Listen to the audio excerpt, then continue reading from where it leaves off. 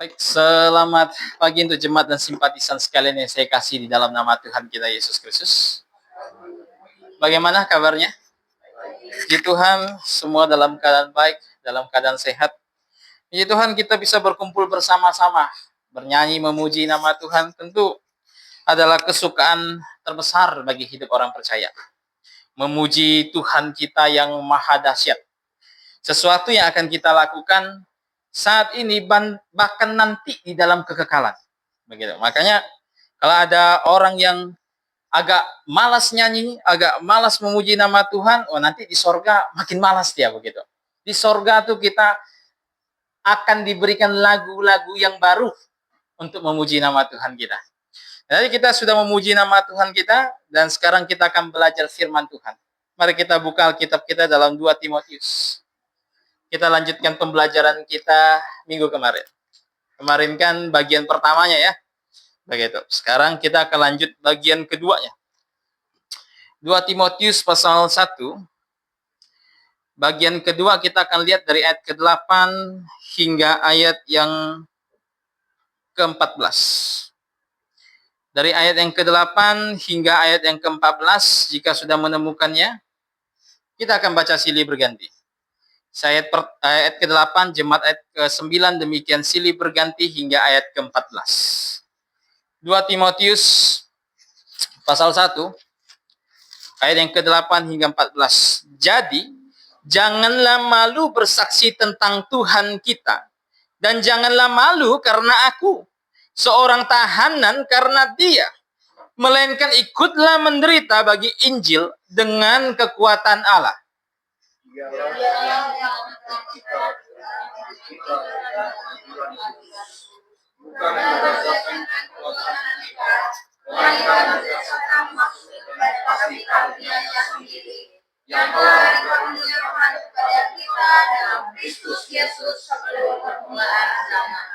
Dan sekarang dinyatakan oleh penampakan juru selamat kita, Yesus Kristus, yang melalui Injil telah mematahkan kuasa maut dan mendatangkan hidup yang tidak dapat binasa. Untuk Injil itulah aku telah ditetapkan sebagai pemberita, sebagai rasul dan sebagai guru. Itulah sebabnya aku menderita semuanya ini. Tetapi aku tidak malu, sebab aku tahu kepada siapa aku percaya, dan aku yakin bahwa Dia berkuasa memelihara apa yang telah dipercayakannya kepadaku hingga pada hari itu. Segala sesuatu yang telah kau dengar daripadaku sebagai contoh ajaran yang sehat, dan lakukanlah itu dalam iman dan kasih dalam Kristus Yesus. Peliharalah harta yang indah yang telah dipercayakannya kepada kita melalui Roh Kudus yang tinggal di dalam kita. Mari kita berdoa. Bapa di sorga, kami mengucap syukur atas kasih anugerah-Mu yang sangat besar, di mana kami dapat berkumpul bersama-sama di dalam tubuh Tuhan kami Yesus Kristus untuk memuji nama-Mu dan untuk belajar firman-Mu. Bapa di sorga, kiranya Engkau mengaruniakan hikmat kepada kami, agar kami dapat mengerti firman-Mu, agar kami dapat didewasakan dalam iman kami ketika kami mempelajarinya. Dan juga berkati hamba-Mu ini, yang akan menyampaikan firman-Mu. Kiranya Engkau berikan hikmat, agar sekiranya hamba-Mu dapat menyampaikan dengan tepat sesuai dengan kehendak-Mu. Apa yang keluar dari mulut hamba-Mu ini adalah kebenaran dan bukan kesesatan. Terima kasih Bapa. Hanya di dalam nama Tuhan kami Yesus Kristus, kami sudah berdoa dan mengucap syukur. Amin. Baik. Minggu lalu kita baru belajar tentang instruksi-instruksi Tuhan kepada jemaat. Dan kita belajar bahwa Tuhan sengaja memberikan banyak sekali instruksi, banyak sekali perintah, banyak sekali nasihat untuk menjaga supaya jemaat yang benar tetap ada di sepanjang zaman. Untuk menjaga gereja yang benar untuk tetap berfungsi sebagaimana mestinya. Sehingga jemaat yang benar dapat terus menjadi corong mulut Tuhan. Sehingga jemaat yang benar dapat terus menjadi institusi pengajar yang mengajarkan berbagai ragam hikmat Allah. Dan kemarin kita sudah belajar bahwa ini penting. Kenapa? Karena ada banyak gereja pada zaman ini sebenarnya telah dirusak oleh iblis. Ada banyak gereja pada zaman ini yang sebenarnya mereka bukan tubuh Tuhan kita Yesus Kristus. Bahkan kita bisa berseru bersama dengan Tuhan kita bahwa mereka adalah jemaah iblis. Begitu. Kenapa? Karena mereka tidak mematuhi instruksi yang Tuhan berikan. Mereka justru menciptakan peraturan keagamaan mereka sendiri. Mereka menciptakan yang kita sebut sebagai tradisi manusia. Yang sangat mengikat, yang mengharuskan umatnya untuk melakukannya. Begitu. Maka dari soal itu kita nggak bisa berkata bahwa semua gereja pada zaman ini adalah gereja milik Tuhan. Adalah gereja yang Tuhan pakai untuk mengajarkan kebenaran. Tidak bisa. Dan kita tentu punya harapan bahwa gereja yang saat ini kita berdiam, kita menjadi anggota di dalamnya, itu tetap akan ada. Tidak hanya bertahan di generasi pertama saja, tetapi akan terus-menerus bertahan hingga sampai generasi-generasi berikutnya. Sehingga sampai Tuhan kita datang, GBIA Pontianak tetap setia mengumandangkan kebenaran. Amin. Dan hari ini kita akan lanjut belajar instruksi yang Tuhan berikan kepada jemaat. Instruksi yang ketiga seharusnya. Kemarin kita sudah belajar 2 instruksi. Nah, instruksi ketiga yang Tuhan berikan kepada jemaat. Kita lihat dari ayat ke-8 sampai ayat ke-12. Mari kita baca. Ayat 8 sampai 12 saya yang baca, jemaat bisa dan simpatisan bisa simak. Ayat 8 sampai 12. Jadi, janganlah malu bersaksi tentang Tuhan kita, dan janganlah malu karena aku, seorang tahanan karena Dia, melainkan ikutlah menderita bagi Injil dengan kekuatan Allah. Dialah yang menyelamatkan kita dan memanggil kita dengan panggilan yang kudus. Bukan berdasarkan perbuatan kita, melainkan berdasarkan maksud dan anugerahnya sendiri yang telah dikaruniakan kepada kita dalam Kristus Yesus sebelum permulaan zaman.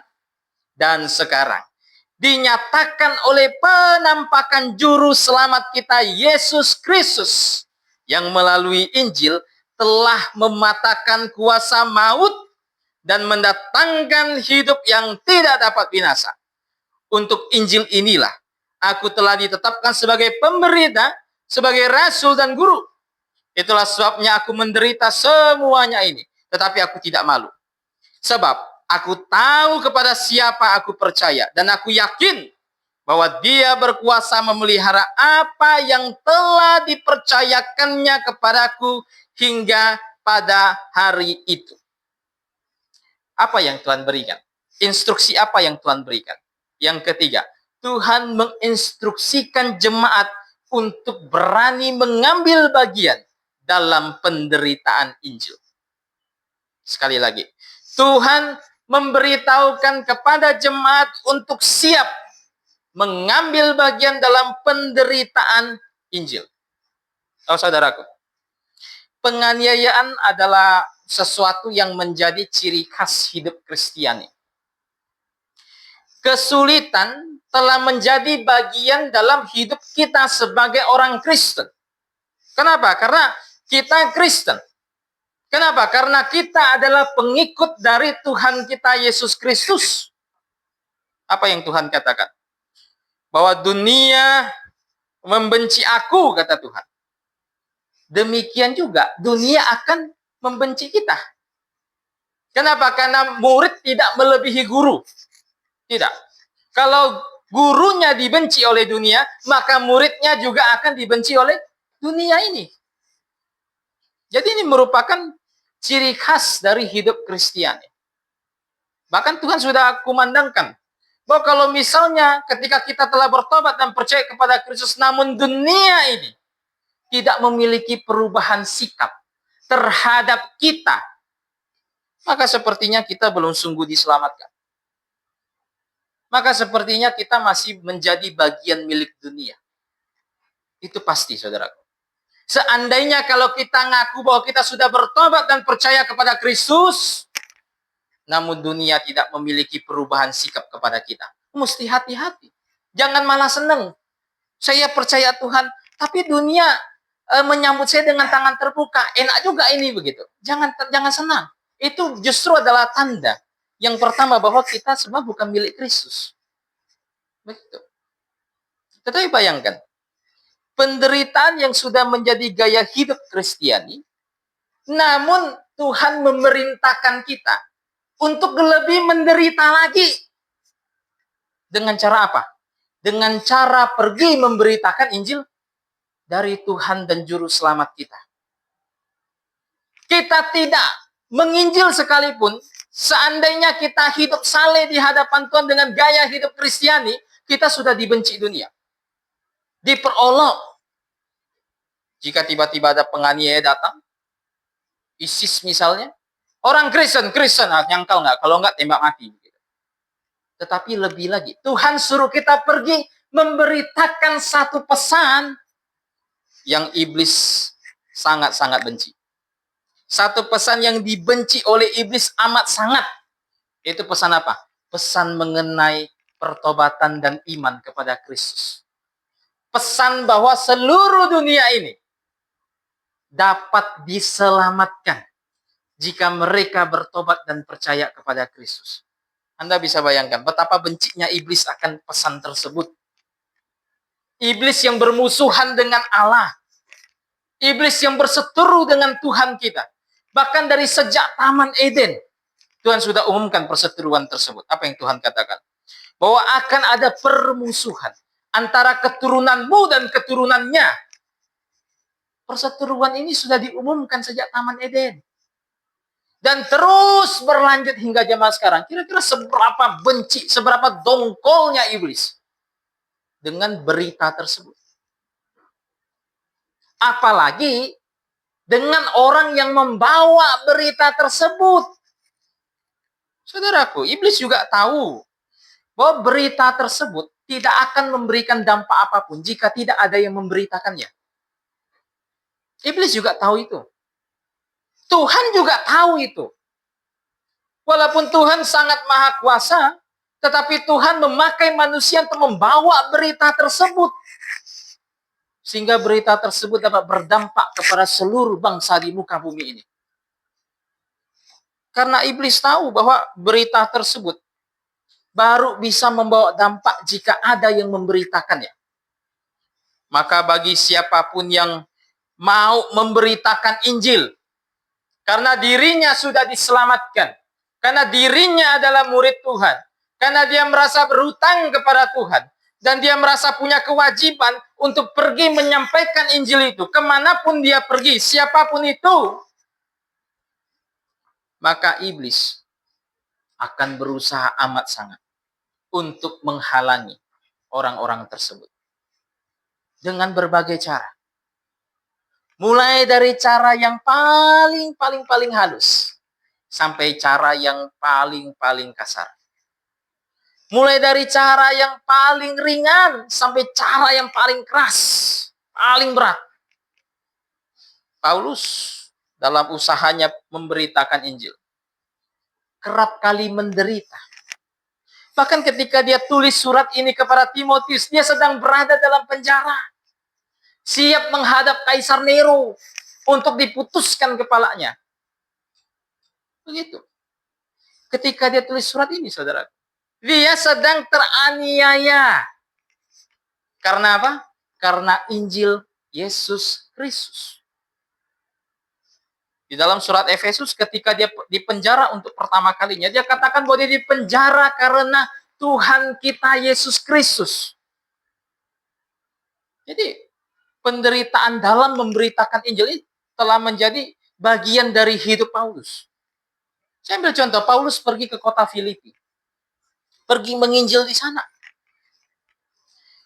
Bertemu dengan si Lydia, penjual kain ungu, diselamatkan. Wah, Lydia semangat. Begitu. Terus menginjil, tidak lama setelah itu iblis tahu. Wah, ini Paulus cari masalah sama kita.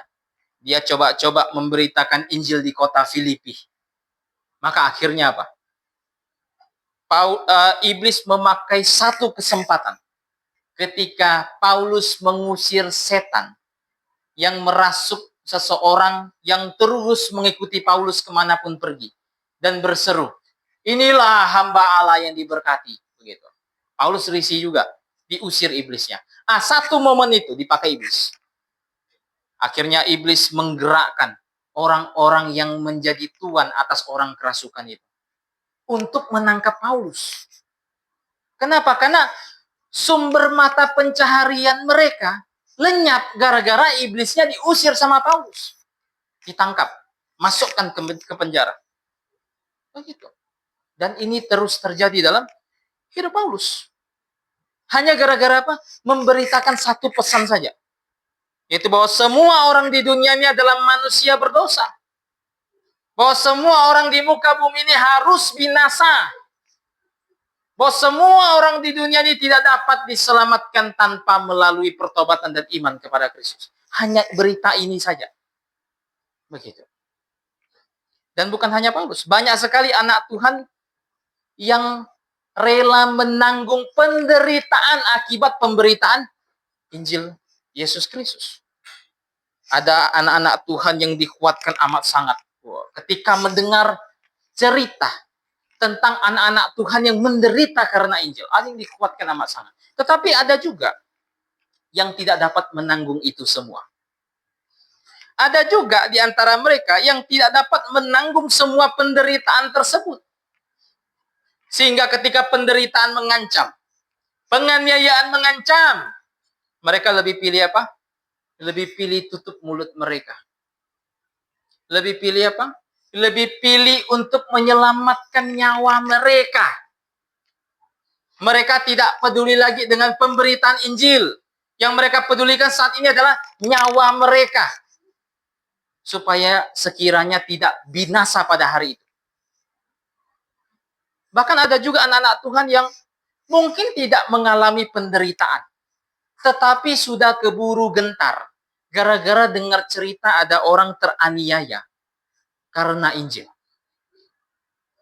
Dengar, lah si Anu ditangkap, kemudian dihukum mati. Gara-gara pemberitaan Injil. Penganiayaan belum sampai ke dia. Dengar itu, bahaya nih. Jangan sampai kita seperti itu. Mending kita tidak usah lagi beritakan Injil. Ada juga yang seperti itu. Tapi Paulus katakan apa kepada Timotius? Dia tidak ingin Timotius merasa malu atas dirinya yang telah tertangkap itu. Tidak perlu. Timotius harus dengan semangat berani menanggung penderitaan tersebut demi pemberitaan Injil. Secara manusia tentu ini mustahil. Tetapi Paulus memberikan beberapa alasan, beberapa cara begitu, yang dapat membuat kita bisa bertahan, bisa berani dalam memberitakan Injil, sekalipun penganiayaan mengancam. Apa yang Paulus katakan di ayat ke-8? Perhatikan.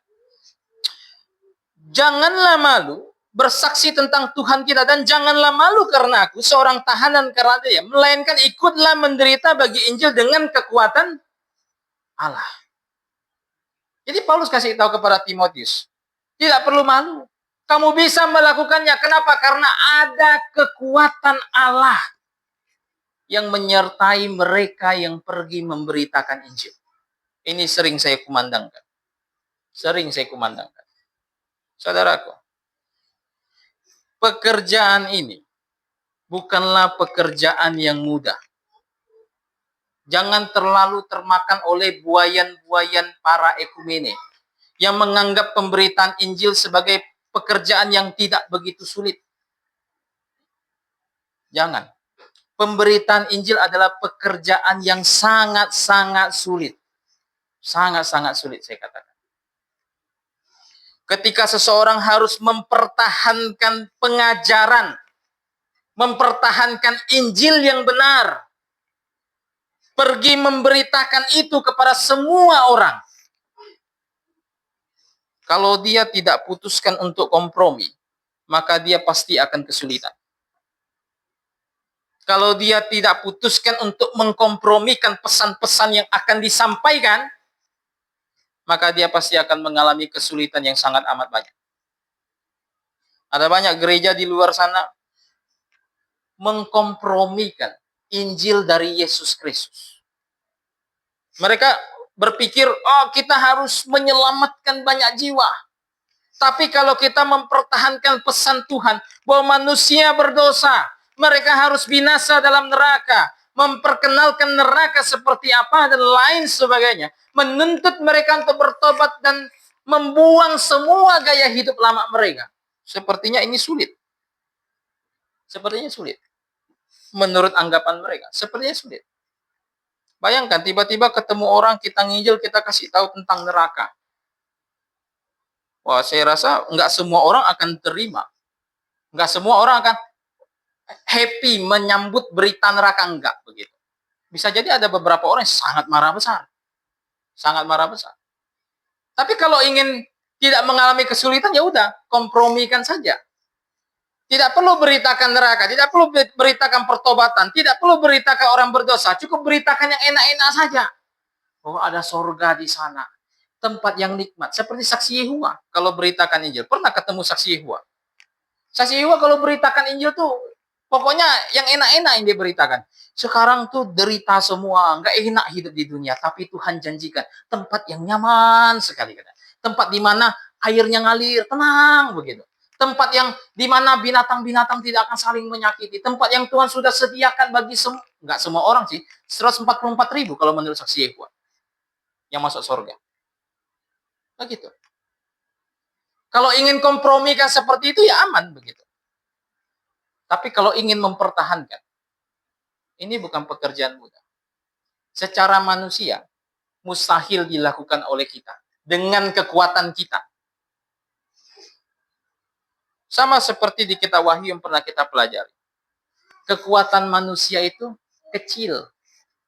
Kekuatan manusia itu sedikit untuk menanggung pekerjaan dari yang maha mulia.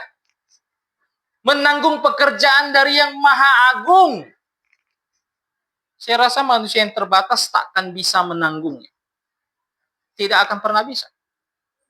Maka karena tidak bisa, kita perlu bersandar kepada kekuatan dari yang memberikan pekerjaan itu.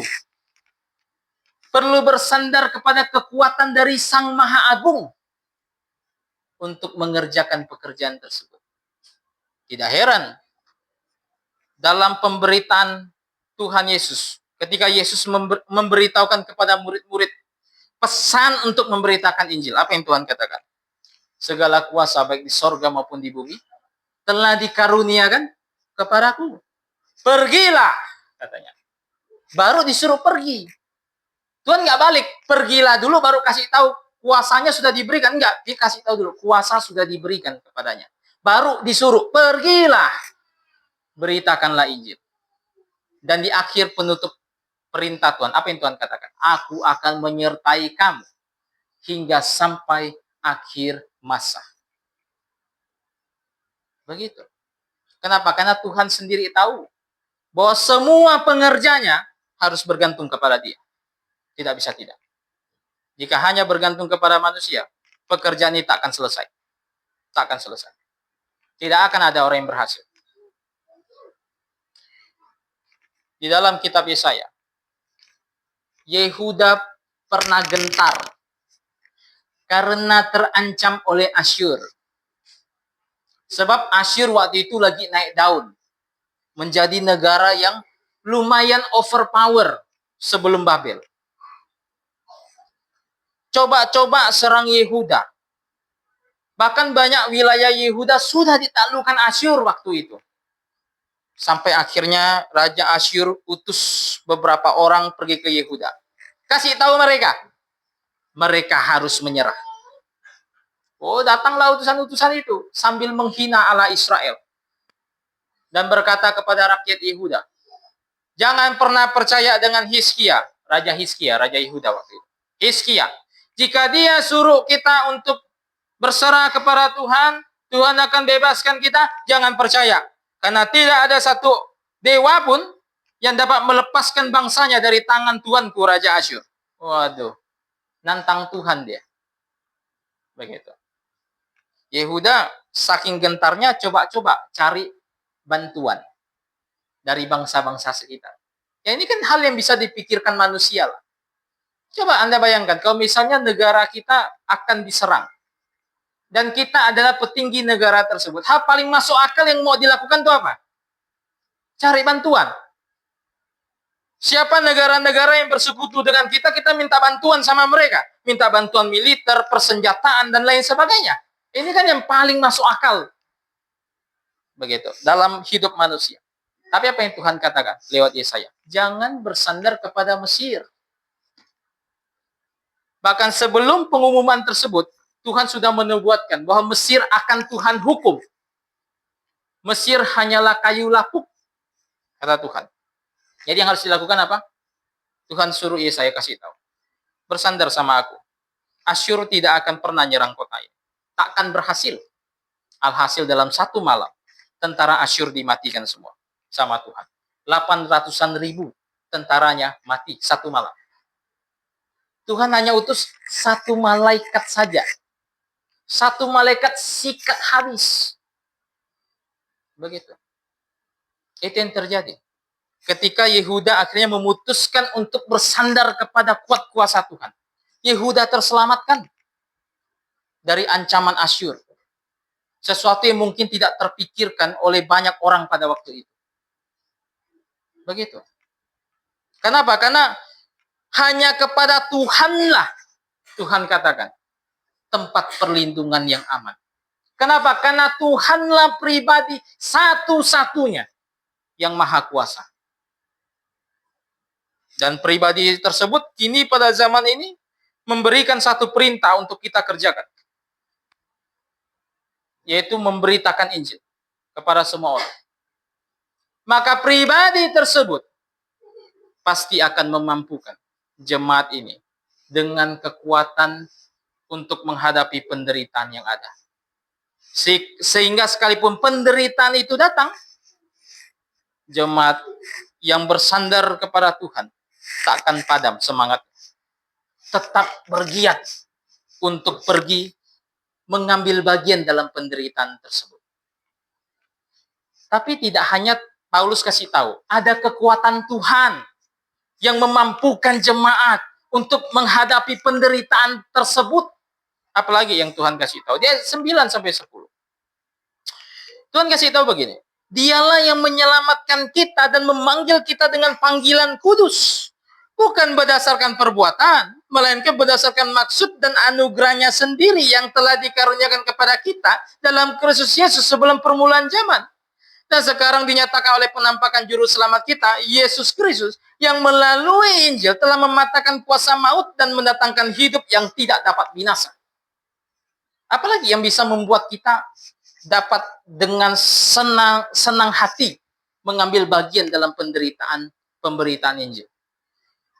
Tuhan kasih tahu bahwa Tuhan memberitahukan kepada kita pengetahuan yang pasti tentang keselamatan kita. Ini menarik. Tuhan tahu persis penderitaan akan dialami orang Kristen. Tahu persis. Tuhan tahu persis bahwa penderitaan akan dialami mereka ketika mereka memberitakan Injil. Tapi Tuhan tidak mau mereka berfokus kepada penderitaan tersebut. Tuhan tidak mau mereka berkonsentrasi hanya kepada kesulitan yang akan mereka hadapi. Jika mereka hanya berfokus kepada penderitaan saja. Ya gentar, nggak berani beritakan Injil. Pergi beritakan putus kepala pula nanti. Pergi beritakan diejek nanti. Pergi beritakan tak dapat teman nanti. Dikucilkan nanti. Kalau hanya berfokus kepada penderitaan, penganiayaan yang akan ditanggung, ya selesai semua.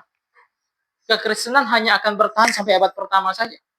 Langsung lenyap seperti apa yang dikatakan Gamaliel. Apa yang dikatakan Gamaliel? Kalau mereka bukan dari Tuhan, mereka akan hilang dengan sendirinya. Tapi kekristenan tetap bertahan 2000-an tahun. Kenapa? Karena Tuhan mengarahkan mereka bukan kepada penganiayaan. Bukan mengarahkan fokus mereka kepada penganiayaan, tapi Tuhan mengarahkan mereka kepada sesuatu yang jauh daripada penganiayaan. Yaitu apa? Keselamatan yang kekal itu. Tuhan mengarahkan semua perhatian mereka kepada satu pengetahuan yang pasti. Bahwa apapun yang mereka derita pada zaman ini, tidak akan dapat dibandingkan, tidak akan dapat menggantikan keselamatan yang akan Tuhan sediakan bagi semua yang telah bertobat dan percaya kepada Kristus. Itulah sebabnya orang Kristen kenapa banyak yang sangat berani memberitakan Injil. Karena bagi mereka apa? Hidup bagi Kristus, mati adalah keuntungan. Kenapa? Karena mereka sudah punya kepastian bahwa kapan saja saya mati, saya pasti masuk surga. Tapi kalau misalnya orang tak punya kepastian tersebut, bisa pusing kepala, nggak berani pergi memberitakan. Mati nanti mati konyol, sudah mati konyol masuk neraka. Begitu. Tuhan memberitahukan pengetahuan ini dengan jelas. Ini sesuatu yang pasti, ini realitas yang pasti. Walaupun belum dialami oleh kita, karena belum ada di antara kita yang masuk surga, kan begitu. Tetapi itu sesuatu yang sudah pasti. Bahkan Tuhan gambarkan kepastiannya dengan amat sangat dalam Kolose 3 ayat 3. Saya bacakan. Kolose 3 ayat 3. Seberapa pasti Tuhan gambarkan begitu. Kolose 3 ayat 3. Sebab kamu telah mati dan hidupmu, katanya, tersembunyi bersama dengan Kristus di dalam Allah. Bayangkan. Kita orang-orang yang telah mati oleh karena disalibkan bersama Kristus. Dan Tuhan kasih tahu, hidup kita tidak tersembunyi pada diri kita. Tidak. Kalau tersembunyi pada diri kita, gawat. Begitu. Hidup kita tidak tersembunyi di gereja. Enggak. Hidup kita tersembunyi di dalam Kristus. Anda bayangkan, kita saat ini masih di dunia, tapi hidup kita sudah tersembunyi bersama Kristus di dalam Allah. Kira-kira seberapa pasti kalau begitu keselamatan kita? Sangat-sangat pasti. Sangat-sangat pasti. Begitu. Itu sesuatu yang sudah dimiliki walaupun belum terjadi. Begitu. Makanya sangat bodoh kalau misalnya ada gereja yang mengajarkan bahwa keselamatan itu bisa hilang. Itu sangat super bodoh begitu. Saya pernah ketemu ada satu pengakuan iman di gereja di Indonesia. Mengajarkan bahwa keselamatan itu bisa hilang. Bisa hilang karena apa? Bisa hilang karena seseorang mungkin tidak belajar hidup kudus. Ada tuh, begitu. Gereja yang mengajarkan bahwa keselamatan tuh harus dipelihara dengan hidup kudus. Kalau kita jatuh dalam dosa, binasa. Perlu tobat lagi. Bayangkan, kalau sudah jatuh dalam dosa, lupa tobat, oh neraka. Tapi kalau pengajaran itu benar, berarti hidup kita yang tersembunyi dalam Kristus bisa dirampas oleh maut, bisa dirampas oleh iblis. Tapi kita coba pikirkan, adakah pribadi yang bisa merampas hidup kita yang telah tersembunyi dalam Kristus? Bayangkan, tersembunyi. Saya rasa kalau Tuhan yang sembunyikan, tak ada orang yang bisa tahu. Betul tak? Suruh saya sembunyikan barang jemaat, bisa ketahuan. Jangan dicari-cari ketahuan. Ini tersembunyi di dalam Kristus. Bahkan disembunyikan oleh pribadi yang maha kuasa. Bukan saya yang sembunyikan. Kalau saya yang sembunyikan, masih iblis bisa tahu. Ini Tuhan yang sembunyikan. Di dalam pribadi yang maha kuasa. Bukankah Tuhan kita berkata, bahwa siapapun yang telah bertobat dan percaya kepada Kristus, aku memegang dia. Dan kalau tidak cukup aku, kata Tuhan, Bapakku memegang dia. Maka sangat bodoh kalau ada orang Kristen yang percaya bahwa saya bisa kehilangan keselamatan saya karena saya tidak hidup kudus di hadapan Tuhan. Apalagi kalau ada gereja yang agak agak ekstrim bodoh gitu. Kepengen jemaatnya melayani, tak ada yang melayani, dibilang tak melayani mati neraka. Berarti Hidup saya terampas gara-gara satu keyboard, kan begitu. Hidup saya yang tersembunyi itu terampas gara-gara hanya pimpin pujian. Anda bisa bayangkan. Dan Tuhan memberitahukan keselamatannya itu dengan sangat pasti. Bahwa kita hidupnya sudah tersembunyi. Kalau demikian, maka apa yang perlu ditakutkan lagi dalam pemberitaan Injil? Maka kita bisa berseru bersama dengan Paulus tadi. Hidup bagi Kristus, mati adalah keuntungan. Dan di ayat 9 sampai 10, Paulus deskripsikan kenapa bisa sangat pasti. Deskripsinya banyak sekali. Paulus katakan itu bukan berdasarkan pekerjaan kita, panggilan kudus tersebut. Saya agak aneh kalau misal ketemu gereja yang berpikir bahwa diri mereka itu bisa membantu Tuhan untuk menyelesaikan keselamatan. Dengan berkata begini, seseorang harus bertobat dan percaya Kristus plus melaksanakan pembaptisan, pelayanan, rajin ke gereja, baru mati masuk surga. Saya kadang bingung melihat gereja yang berpikir bahwa mereka bisa membantu Tuhan untuk menyelesaikan program atau penyelesaian keselamatan. Saya bingung sekali begitu. Kalau seandainya Tuhan menuntut manusia melakukan sesuatu untuk membantu menyediakan keselamatan tersebut, maka saya katakan seluruh umat manusia mati binasa, tak ada yang masuk surga. Kenapa? Karena manusia itu berdosa. Kenapa? Karena manusia itu terbatas. Kenapa? Karena manusia itu nggak setia di hadapan Tuhan. Kalau misalnya Tuhan tuntut saya membantu atau mengerjakan sesuatu untuk menyelesaikan keselamatan bagi hidup saya orang berdosa ini, apapun yang saya kerjakan, maka terkhamiri oleh dosa. Tuhan tuntut saya setia. Saya adalah manusia yang tidak setia di hadapan Tuhan. Karena kita semua manusia berdosa. Gampang menyangkal Tuhan, gampang meninggalkan kebenaran. Jika itu semua bergantung kepada kita, binasalah kita. Tak ada yang masuk surga. Tapi kata Tuhan apa? Itu semua dikerjakan oleh dirinya. Sehingga manusia hanya perlu apa? Bersandar kepada pekerjaan itu saja. Makanya apa yang diserukan Kristus dalam menyelesaikan program tersebut. Di atas kayu salib dia berkata apa? Sudah selesai. Kalau sudah selesai, ada lagi nggak yang perlu kita tambahkan? Nggak ada. Jangan coba-coba, aneh-aneh. Belum, kayaknya ini belum selesai, Tuhan saya bantu. Ya nggak perlu. Tuhan katakan sudah selesai begitu. Saking pastinya keselamatan itu. Karena Tuhan yang kerjakan. Begitu. Jadi Tuhan mengarahkan fokus kita kepada keselamatan tersebut. Sehingga umatnya, jemaatnya dapat dengan berani. Kapan saja. Tuhan suruh, baik tidak baik waktunya, nggak masalah Tuhan. Kenapa? Karena toh kita sudah punya kepastian masuk surga itu. Dan di ayat 11-12, Tuhan kasih tahu. Kalau tadi kan, kenapa kita bisa menanggung? Karena adanya kekuatan dari Tuhan. Karena pengetahuan keselamatan tersebut. Ayat 11 dan 12 dikatakan apa di sini? Untuk Injil inilah aku telah ditetapkan sebagai pemberita, sebagai rasul dan guru.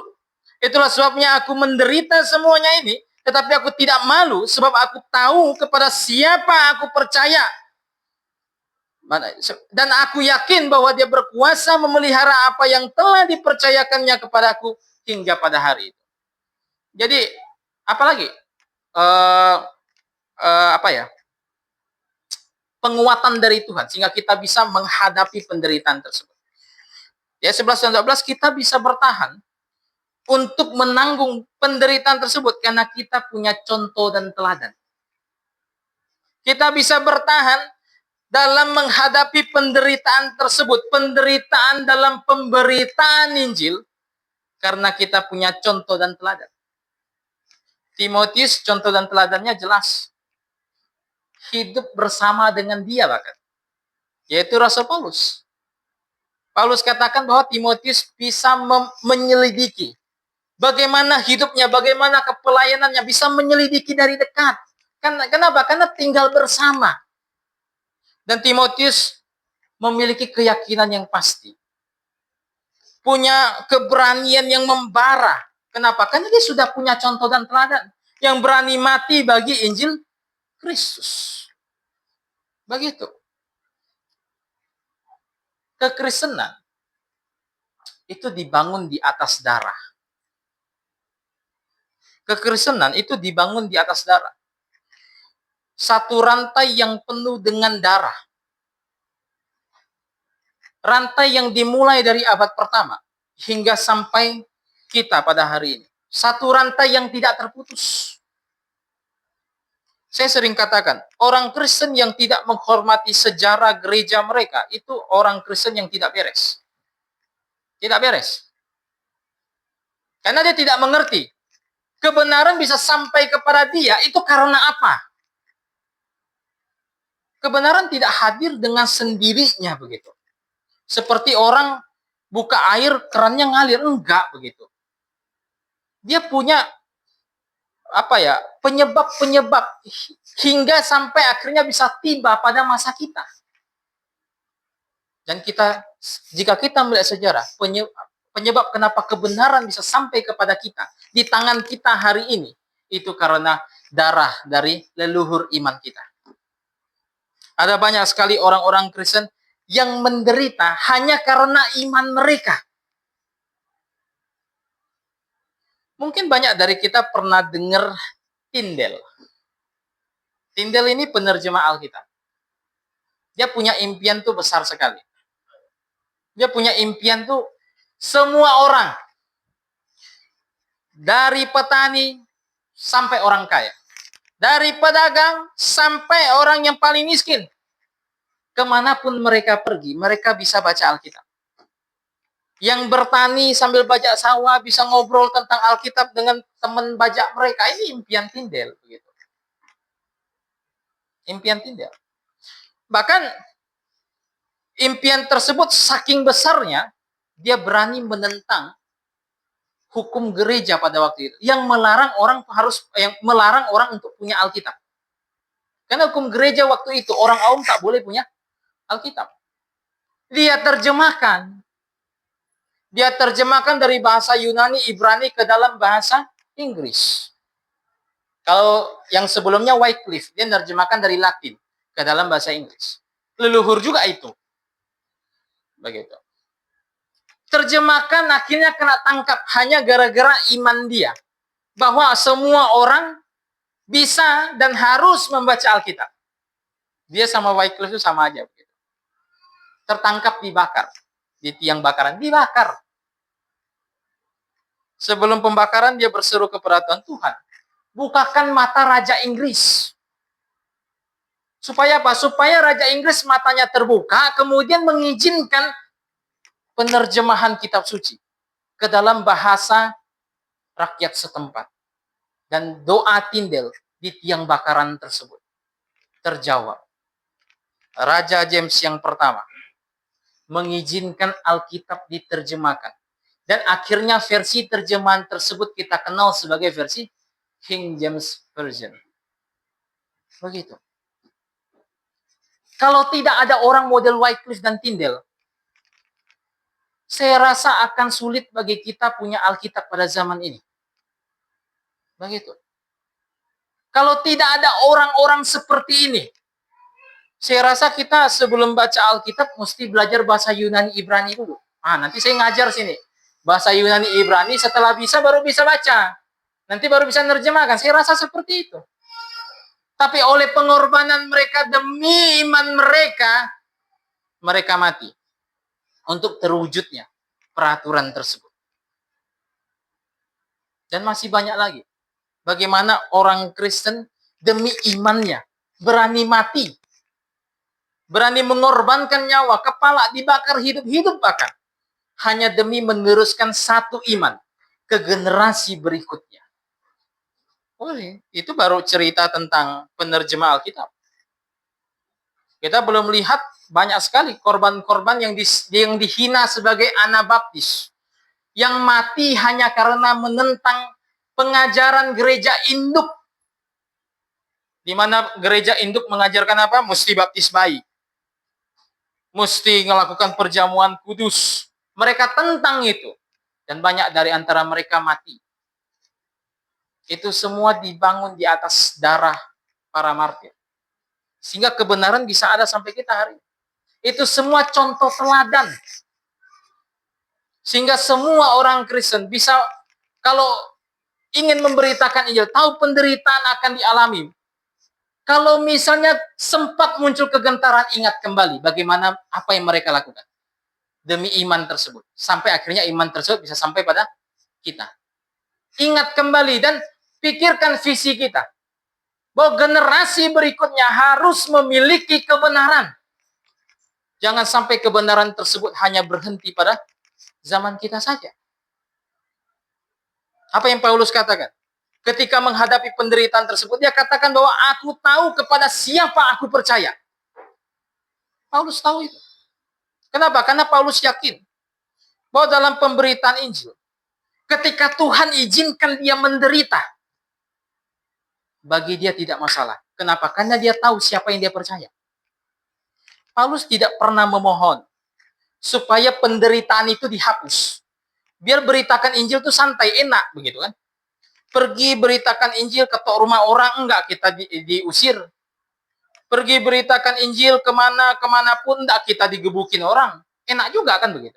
Tapi Paulus tidak pernah memohonkan ini. Kenapa? Karena dia tahu kepada siapa dia percaya.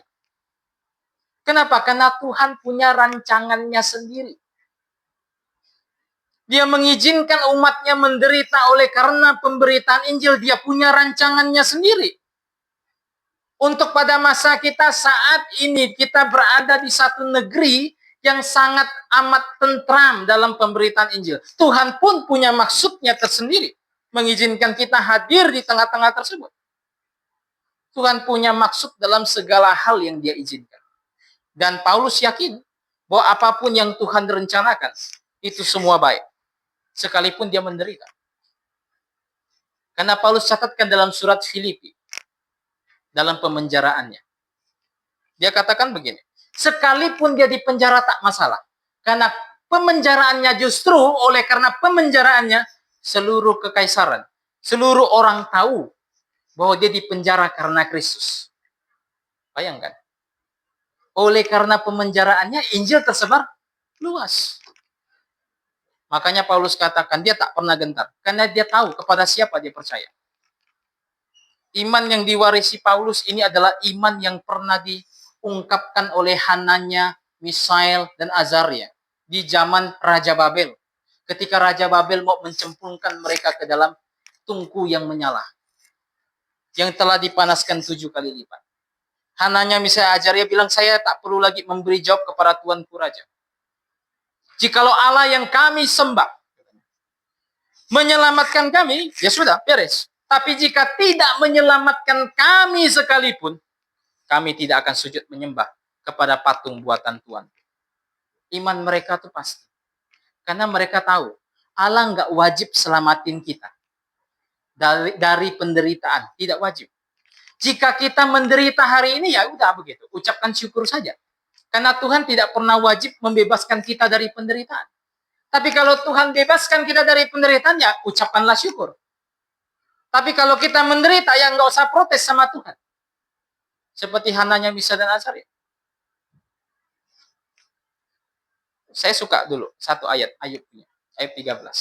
Sekalipun dia membunuh aku tetap akan percaya kepada dia. Inilah yang harus dimiliki oleh orang percaya pada masa ini. Supaya mereka giat dalam memberitakan Injil.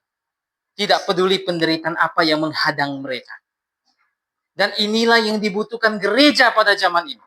Yaitu gereja yang memiliki semangat untuk memberitakan dan mewartakan Injil Kristus. Dengan demikian, maka kebenaran, gereja yang benar akan terus tetap ada hingga sampai akhir zaman. Amin. Itu yang ketiga. Dan yang keempat kita pelajari minggu depan. Karena waktu. Kita masih mau perjamuan dan kita nanti akan foto berjemaat. Begitu. Jadi hari ini kita belajar satu poin. Bagian kedua dari instruksi Tuhan bagi jemaat. Dan kita sudah belajar instruksinya tersebut adalah Tuhan menginstruksikan kita untuk mengambil bagian dalam pemberitaan Injil. Sekiranya pembelajaran hari ini mendewasakan iman kita dan membuat kita semakin berani berdiri bagi Tuhan kita. Minta kesediaan Pak Jonathan